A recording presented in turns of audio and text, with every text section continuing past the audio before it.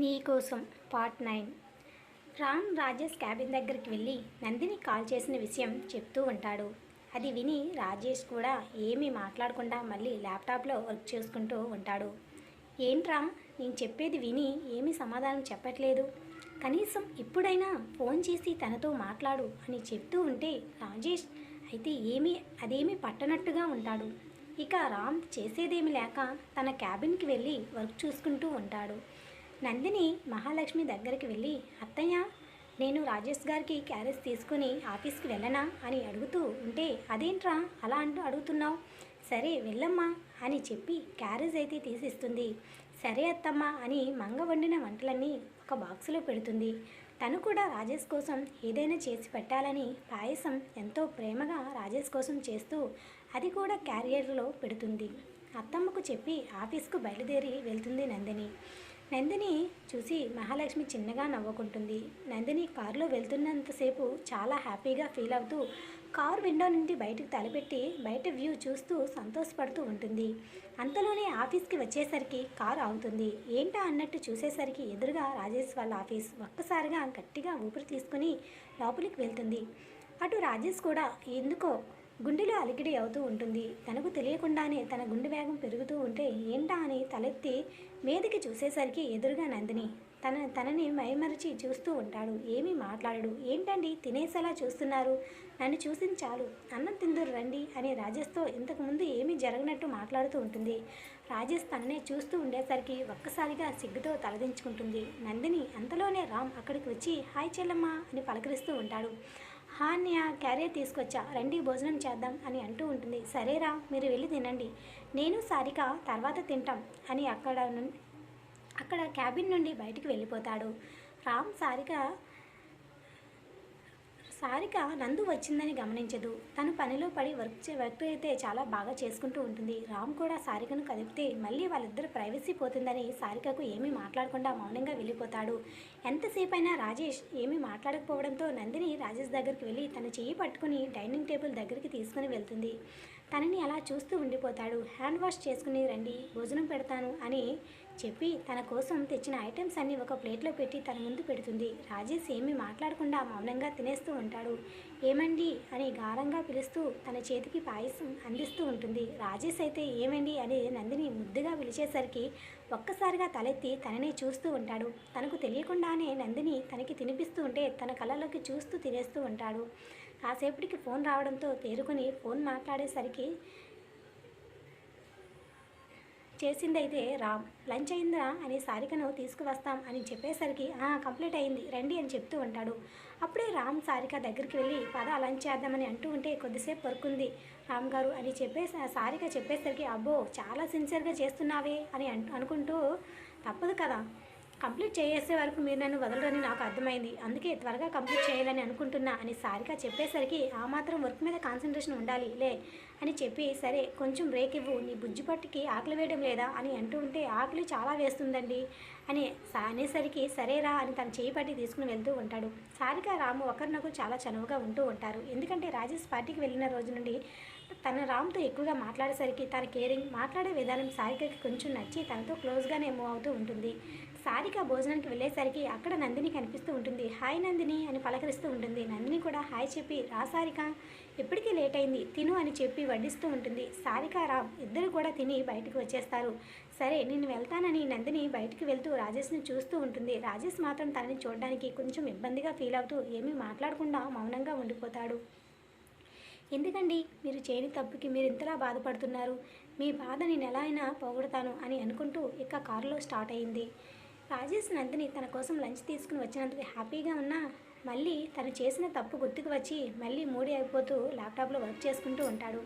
సారిక తన work complete చేసుకుని వాళ్ళ బావ క్యాబిన్లోకి వెళ్తుంది. బావా, మీరు ఇచ్చిన వర్క్ కంప్లీట్ అయింది, నేను ఇంటికి వెళ్ళనా అని అడుగుతుంటే ఏమైంది సారిక ఇంత త్వరగా వెళ్తున్నావు అని అంటూ ఉంటే బావా ఏమైందని అంటున్నావేంటి, నీకు టైం తెలియడం లేదా, చాలా టైం అయింది ఇప్పటికే, టైం చూడు, ఉఫ్ చాలా టైం అయిపోయిందే అని రాజేష్ అనుకుంటూ తన వర్క్ కంప్లీట్ చేసుకుని హారిక రాజేష్ రామ్ ముగ్గురు కూడా కారులో వెళ్తూ ఉంటారు. రాజేష్ రామ్కి బాయ్ చెప్పి ఇక సారిక రాజేష్ ఇద్దరు కూడా ఇంటికి బయలుదేరుతారు.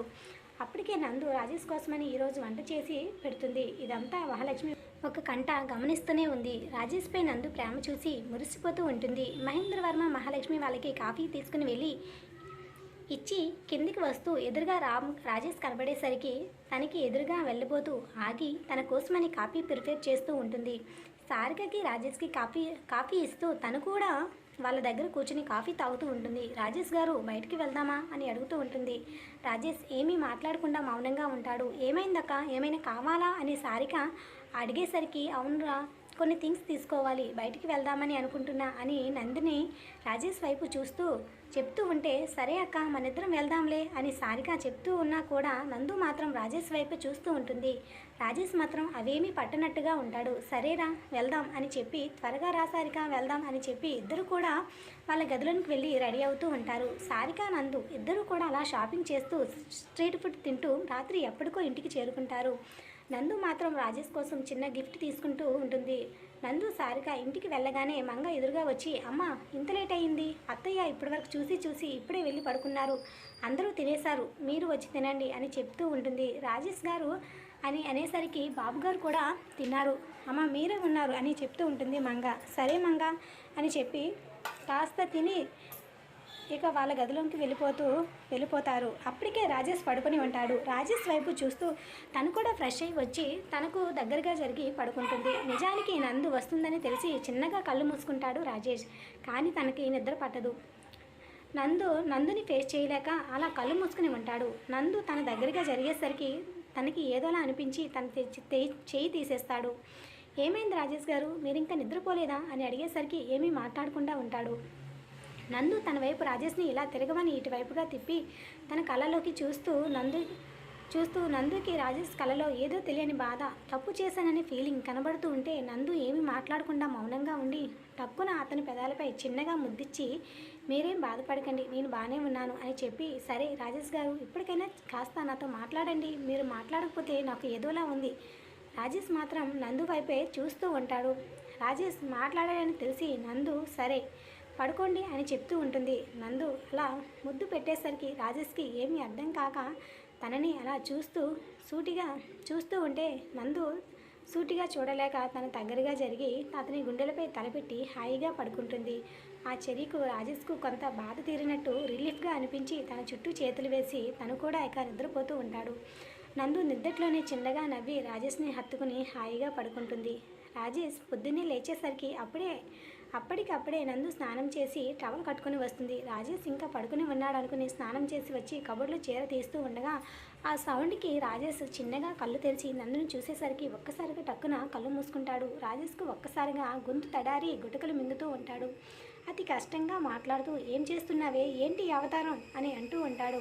ఏమైందండి అని అనుకుంటూ సారీ కుర్చీలో పెట్టుకుంటూ అడుగుతూ ఉంటుంది చాలా ముద్దుగా. డ్రెస్సింగ్ రూమ్లోకి వెళ్ళి సారీ కట్టుకోవచ్చు కదే, ఏంటి మాకు ఈ అవతారం పొద్దున్నే అని అనేసరికి మీరు పడుకున్నారని అనుకున్నాను అండి, ఇంత త్వరగా లేస్తారని అనుకోలేదు అని వెనకకి తిరిగేసరికి ఎదురుగా రాజేష్ నందునే చూస్తూ ఉండడం గమనించి ఏమైందండి ఎందుకు అని తడబడుతూ దగ్గరగా వచ్చారు అని అడుగుతూ ఉంటుంది. రాజేష్ మాత్రం తన చూపు ఆమె గుండెలపై నిలిచిపోతాయి. ఏమైంది అంతలోనే ఏం చూస్తున్నారు అని రాజేష్ చూస్తున్న వైపు చూసి అక్కడ గట్టిగా గీరుకు ఉండడం చూస్తూ ఉంటాడు. ఒక్కసారిగా నందు పైరుతో కవర్ చేస్తూ ఉంటుంది. నందుని తన వైపు తిప్పుకొని పైట చిన్నంగా పక్కకు జరిపి గాయాన్ని చూస్తూ ఉంటాడు. నేను ఆ రోజు అంటూ తలదించుకుని ఉంటాడు. నొప్పిగా ఉందా అని చిన్నగా అడుగుతూ ఉంటే నాకు నొప్పేమీ లేదండి, మీరు అంతలా బాధపడకండి, అదేదో ఆ రోజు తెలియకుండా జరిగింది, అందులో మీ తప్పేమీ లేదు, మీరంతగా బాధపడి నాకు ఏదోలా ఉంది, మీరంతలా బాధపడితే నాకు ఏదోలా ఉంది ప్లీజ్ అని అనేసరికి ఏదైనా సరే తప్పు నాదే కదా, బాధ నువ్వే కదా అనుభవిస్తున్నావు అని అంటూ బాల్కనీలోకి వెళ్ళిపోతూ ఉంటాడు. బయటికి చూస్తూ బాధపడుతూ ఉంటాడు రాజేష్. ఇక నందు అయితే చీర పూర్తిగా కట్టుకుని తన వెనకాలే వెళ్ళి తనని హత్తుకుంటూ మీరంతలా బాధపడకండి, మీది అందులో ఏమాత్రం తప్పులేదు, నేనేం బాధపడడం లేదు అని చెప్తూ ఉన్నా సరే అతనికి ఎందుకో కళ్ళంట నీళ్లు వస్తూనే ఉంటాయి. ఒక్కసారిగా తన వైపు తిప్పుకున్న నందు తన కళ్ళలో బాధ చూసి తట్టుకోలేక గట్టిగా హత్తుకుంటుంది. ప్లీజ్ రాజేష్ గారు మీరు అలా బాధపడకండి, నాకు ఏదోలా అనిపిస్తుంది అని రాజేష్ను వాదార్చుతూ వెన్ను నిమురుతూ ఉంటుంది. రాజేష్ కూడా నందుని హత్తుకుని ఐఎమ్ సారీ నందు, నేను కావాలని చేయలేదు, ఆ రోజు ఏం జరిగింది ఎలా జరిగింది కూడా నాకు కాస్త కూడా గుర్తులేదు నందు, రియల్లీ సారీ అని గట్టిగా హత్తుకుంటూ చెబుతూ ఉంటే అయ్యో మీరంతాగా బాధపడకండి, నేను చెప్పాను కదా, అయినా మన మధ్య ఈ సారీలేంటి ఏంటండి, నేను మీ భార్యను నేను మీ భార్యను. మీరు సారీ చెప్పి నన్ను ఇంకా దూరం పెట్టాలని చూడకండి. నాకు ఏదోలా ఉంది. మిమ్మల్ని చూడకుండా ఉండలేకపోయాను. ఇంటికి వచ్చేసరికి మీరు లేరు. ఆఫీస్కి వెళ్ళారని తెలిసింది. అక్కడికి వచ్చినా కూడా మీరు నన్ను కొద్దిగా కూడా చూడలేదు. కనీసం ఒక్క మాట కూడా మాట్లాడలేదు. నాకు ఏదోలా అనిపించిందండి. మీరు నాతో ఎప్పటిలా ఫ్రీగా అల్లరిగా ఉంటే నాకు నచ్చుతుంది రాజేష్ గారు అని చెప్పేసరికి ఒక్కసారిగా నందుని చూస్తూ తన నుదుటిపై చిన్నగా ముద్దు పెట్టుకొని, థ్యాంక్స్ నందిని, నువ్వు ఇలా అర్థం చేసుకుంటావని నేను అనుకోలేదు. ఎంత బాధపడ్డానో తెలుసా? నిన్ను ఎలా ఫేస్ చేయాలో కూడా నాకు అర్థం కాలేదు అని ఎంత కంగారు పడ్డానో అని తనకి దూరంగా జరుగుతూ ఉంటాడు. సరే రాజేష్ గారు, మీరు చేసిన దాంట్లో తప్పేం లేదు. మీరు అంతలా బాధపడకండి. నాతో ఎప్పటిలా ఉంటే నాకు కూడా హ్యాపీగా అనిపిస్తుంది. నేను కూడా సంతోషంగా ఉంటాను అని చెప్పేసరికి, సరే త్వరగా ఫ్రెష్ అయ్యారండి, బ్రేక్ఫాస్ట్ ప్రిపేర్ చేస్తాను, ఆఫీస్కి టైం అవుతుంది కదా. లేదు నందు, ఈరోజు నీతోనే ఉండాలని ఉందే, ఆఫీస్కి వెళ్ళను అనేసరికి, లేదు రాజేష్ గారు, మీరు అలా అనకండి ప్లీజ్, వెళ్ళండి. సాయంత్రం వచ్చిన తర్వాత మనం ఎక్కడికైనా బయటికి వెళ్దామా అని రిక్వెస్ట్గా అడుగుతూ ఉంటుంది. నందు, సరే నేను త్వరగా వచ్చేస్తాను, రెడీ అయి ఉండు అని రాజేష్ చెప్పి బాత్రూంలోకి వెళ్ళి ఇక ఫ్రెష్ అప్ అయి కిందికి వచ్చి బ్రేక్ఫాస్ట్ చేసి ఆఫీస్కి వెళ్ళిపోతాడు. అప్పటికే సారిక కూడా ఆఫీస్కి వెళ్ళిపోతుంది. అసలు వాళ్ళ భావని పడేయాలని ధ్యాస కూడా తనకి లేదు. ఆలోచనలు కూడా రాకుండా రామ్ రాజేష్ ఇద్దరు కూడా తన ధ్యాస మొత్తం వర్క్పై ఉండేలా ప్లాన్ చేసుకుని తన మైండ్ డైవర్ట్ అవ్వకుండా చూస్తూ ఉంటారు. వాళ్ళు అనుకున్నట్టుగానే సారిక కాన్సన్ట్రేషన్ మొత్తం వర్క్ పైనే ఉంటుంది. అప్పుడప్పుడు కాసేపు రాముతో మాట్లాడుతుంది అంతే తప్ప వాళ్ళ భావన మాత్రం పెద్దగా కలవదు. రామ్ గురించి తెలుసుకోవడానికి ప్రయత్నిస్తూ వాళ్ళ పేరెంట్స్ గురించి ప్రతిదీ కనుక్కుంటూ ఉంటుంది. రామ్ కూడా ఖాళీ టైంలో సారికతో టైం స్పెండ్ చేయడానికి చూస్తూ ఉంటాడు. అలాగని ఇద్దరికి ఒకరినొకరు ఇష్టపడతారని రాజేష్కి అయితే ఇష్టపడుతున్నారని తెలియదు. రాజేష్కి అయితే 4 రోజుల తర్వాత చాలా హ్యాపీగా అనిపిస్తూ ఆఫీస్లో అడుగు పెట్టేసరికి ఎదురుగా రామ్ వచ్చి రాజేష్ను చూస్తూ ఉంటాడు. మొహంలో ఏదో తెలియని సంతోషం చూసి, ఏంట్రా రాజేష్, ఏమైంది అంత హ్యాపీగా ఉన్నావు? ఈ మధ్య డల్గా ఉండేది, ఈరోజు మాత్రం నీ మొహం వెలిగిపోతుంది ఏంట్రా అని అంటుంటే, ఏమీ లేదురా అని చెప్పి క్యాబిన్లోకి వెళ్తూ ఉంటాడు. సంథింగ్ ఈజ్ రాంగ్ అని అనుకుంటూ రాజేష్ అయితే వెనకాలే రామ్ వెళ్ళి విసిగిస్తూ ఉంటాడు.